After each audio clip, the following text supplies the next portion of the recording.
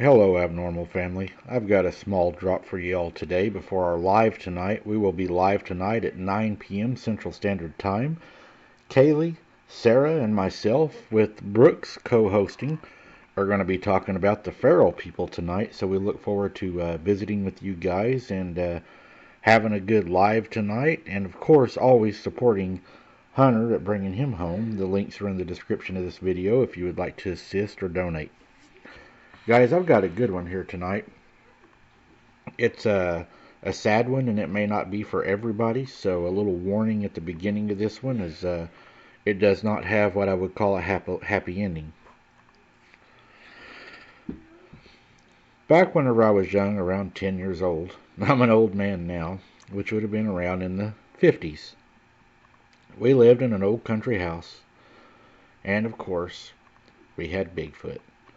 At night, he would come around, and he would feed, and he would beat on the house, and he would scratch on our house. Now, my dad would get tired of it at times because the dogs inside would bark, and it would wake my dad up. So my dad and my uncle, they were always a little bit mischievous and always good at inventing things, so they decided they was going to stop Bigfoot from messing around the house. So they went out and they got an old axe handle. We had a bunch of old cars sitting out in the field, so they went out and they got a car spring. And they took the car spring and a welder and they hooked it all up to where they had a trap that when triggered, the car spring would activate and swing the axe handle super hard. It would bury this thing into the ground. They placed some food out one night and set the trap. We were all patiently waiting inside, and Mom had put us to bed. We had cried, wanting to stay up to hear the trap go off, but Dad assured us we would know when it did. So we were sitting there, and I remembered hearing the dogs in the house start to growl. And we knew whatever it was had to be getting close because the dogs were always the first to know. And of course, there goes their noses up into the air and they start to smell. My dad, with high anticipation, you can see him. He starts getting really happy, anxious, and then ka-whap! The trap goes off. We hear the god-awfulest squeal, almost like a pig, but kind of like an ape. Dad jumps up, looks out the window, and he screams, "It worked, it worked, I got him, I got him." And then the next thing we know, Dad runs out of the bathroom from where the window was at, where he was watching this all take place, and the whole back of the house shakes. And then quietness. Dad sits there. We all get up. There's a hole, and the boards are broken just above the bathtub. "Oh my God," my mom said to my dad, "did it punch the house after it hit it?" And he said, "No." He said, "I was watching out the window after it went off, and when it was running, it was holding its head and it was running sideways like it was kind of knocked out." He said it was stumbling, and there was 2 trees out behind our house that grew side by side. He said he went between the 2 trees, and there was an old tiller that had the old front tines on it, old 5-horsepower motor. And as he passed it, he grabbed it, picked it up, and threw it into the back of our house. That's what had busted the hole almost completely through our wall. It continued to run, and Dad said he saw 2 more run, grab it under each arm, and then run off with it. So the next day came about. Dad and my uncle were laughing about what had happened. They thought it was kind of hysterical, and they didn't think it would be back. The axe handle was shattered. I'm talking, this thing looked like a ball bat that had broken and just shattered everywhere. Whatever took the hit of that took the full blunt of it, because there was blood all over the side of the house and speckles of blood even on the tree leaves. And then my uncle found a long tooth. Almost looked like a lion's tooth. Anyways, we knew whatever had took the hit of this wasn't going to be coming back. Well, The next day, my dad went out to work as normal in the field, feeding the cows, building fence, watering, feeding, whatever needed to be done that he always took care of. Supper time came. Mom opened the back door, pulled the long rope that was attached to the bell, rung the bell to let Dad know it was time to come home for dinner. He never showed up. Mom rang the bell again. He never showed. It was unlike him never to show. So she rung the bell and rung the bell, and he still did not show. As night progressed and it began to get dark, I remember she called my uncle, and he came over to stay and told her he had probably got busy up on the hill, as they always called it, and he didn't make it home in time. So he would probably be back early morning. He was probably birthing cows or whatever, because he would never leave a mother cow with her baby because the coyotes would eat it. That night, the dogs started doing the thing, sticking their nose into the air, starting to growl. We started getting scared, and of course Mom assured us as long as the doors were locked that it would not come in. And plus she said it probably had a really bad headache, so it wouldn't even try. But in the back of my head, I kept thinking about the other two. While we sat there, it scratched on the house a little bit. Nothing bad. And then Mom, of course, everything stopped, and we were thrilled, and then she said that she was going to go to the restroom, and we stayed in the bedroom with my uncle. And then it happened. She started screaming. My uncle jumped up. He had a .44 Magnum pistol that he carried everywhere. He thought he was Clint Eastwood at times. And he ran into the bathroom, and of course my mom was shaking and screaming, and he asked her what was wrong, and she said, "I heard my husband," which was my dad, yelling for help. So my uncle told me to grab the flashlight, which I did. He grabbed his pistol, and he said, "Your dad's probably got hurt, and we need to go out there and get him. He's made it to the house." We went out into the backyard, yelling for my dad. Nothing. We went further out into the field. My dad yelled from beyond the field into the other field. He was yelling, "Help me."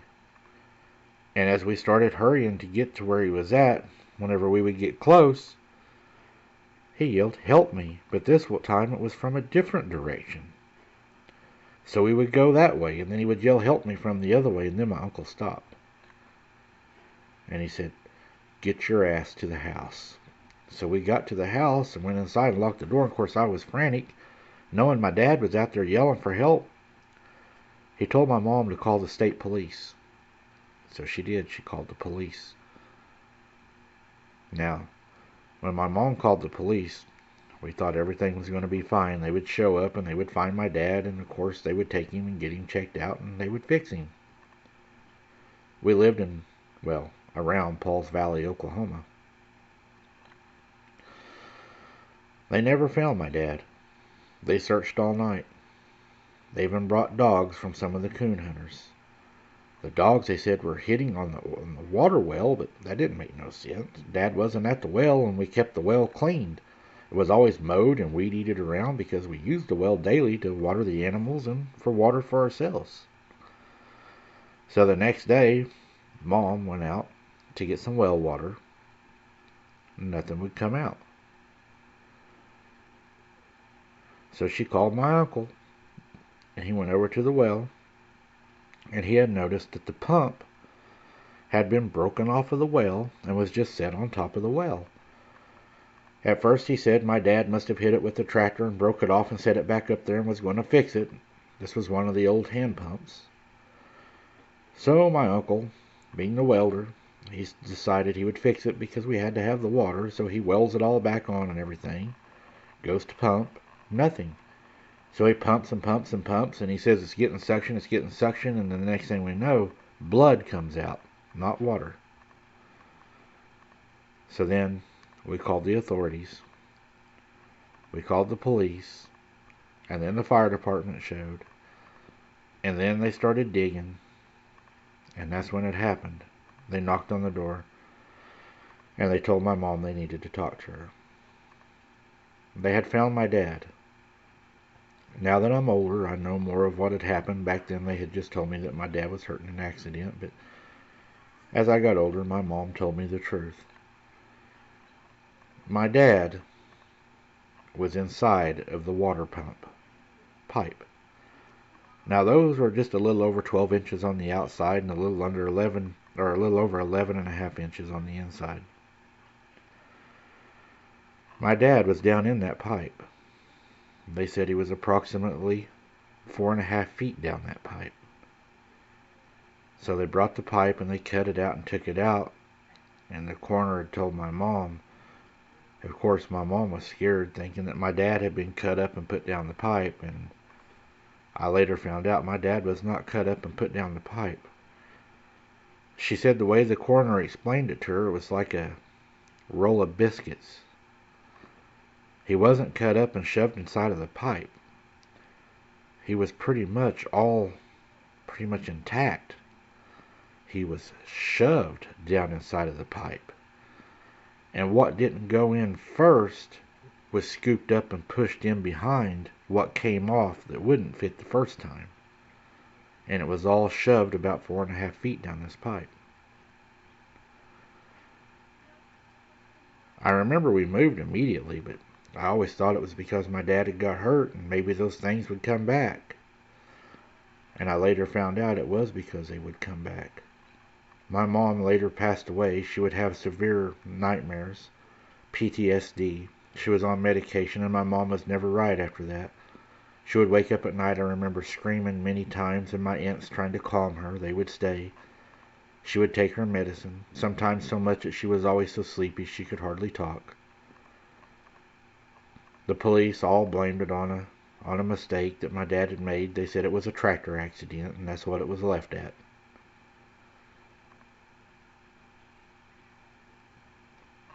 I will never forget this as long as I live. This was the most terrible thing I had ever seen. When they pulled that pipe out of the ground, and I saw the blood run out the end, and when I remembered my uncle first pumping it and the blood coming out, I would have never thought my dad was shoved down that pipe. Don't try to hurt these things.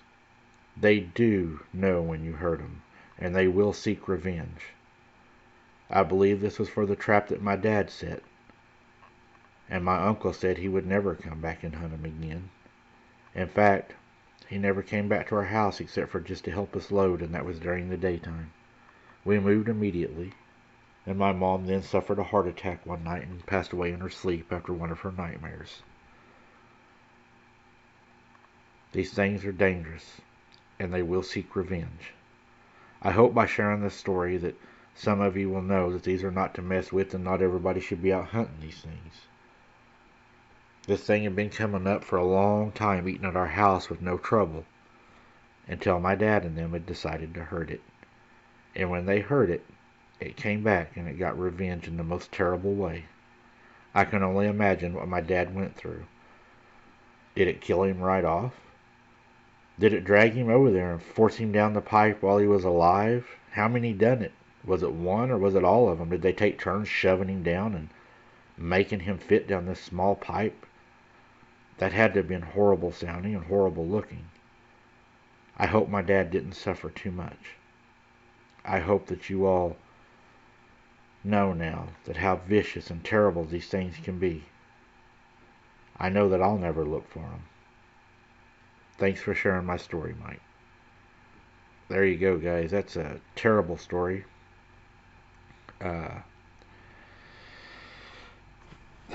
That would take a lot of force to shove somebody down a water well. You know, I've heard the people joke down here because we have a lot of them on the lake that were, never sealed or capped. But to think of somebody being shoved down one of those is terrible. I'm not even going to, I have a vivid imagination. I'm going to try not to imagine that. But yeah, I think that if you set traps like that, and I mean, if it had been eaten there for a while, and I guess they felt comfortable there and felt like they belonged there, and then all of a sudden, it was eaten, and then, an axe handle busts over the side of your head, and the way he was talking about the way that it ran off, it had to be pretty injured because the other two had to help it, so I'm guessing it was knocked kind of loopy. It lost its tooth and needed two others to help it away, so You know, he said there was blood all over the side of the house and then blood speckles out into the tree, into the leaves. So, I mean, that's a hell of a hit, you know, and a car spring, it's going to deliver a pretty strong hit. My uncle was a mechanic, and he talked about the spring compressors coming off before and those things going through brick walls. So I'm sure it probably stunned him pretty good. But he, you know, picking that, even to pick up that front tine tiller, we have one of those. They're heavy. I mean, them things were solid steel back then. Some of them had a 5, 8 horse motor on them, whatever, but they were heavy. And to pick it up and to throw it that far with that much force, that's a lot of strength, and especially after being injured. And it may not even have been the one that was injured that threw it. It could have been one of the other two. I don't know. But either way, that is a lot of force. That's crazy. And then it sounds like they came back. Now, the hollering for help, I think that was them mimicking his voice. I don't believe that they were there for the mom or the son. I think they were possibly there for the uncle, maybe trying to get both of them. And the only thing that saved the uncle is he had the boy with him.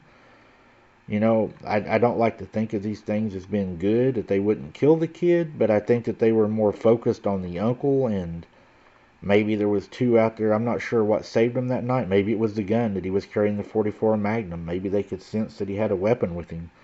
A lot of different things that could have saved him that night, but yeah, that's a pretty violent story. Kind of, you know, reminds me of the lady that poisoned him. You know, the story I done on that, and they came back and got revenge.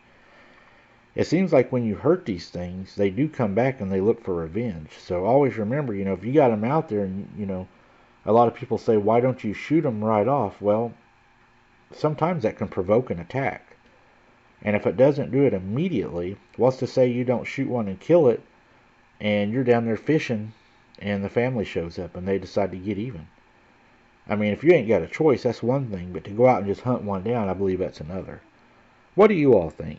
Let me know in the comments, guys. I hope you enjoyed this Saturday drop. Don't forget, we will see you tonight at 9 o'clock Central Standard Time. I look forward to talking about the feral people with you. We got a lot of crazy ideas we're going to go over. And again, if you would like to support Bringing Hunter Home, the descriptions are in the link. And if you can't do that, hey, watch our videos, let the commercials roll, let them run, and that helps just as much with a comment and a like. Smash that like button and help get it out there on the algorithm, guys. You guys are the best, and until next time, guys, keep your head on a swivel. Don't end up down a well.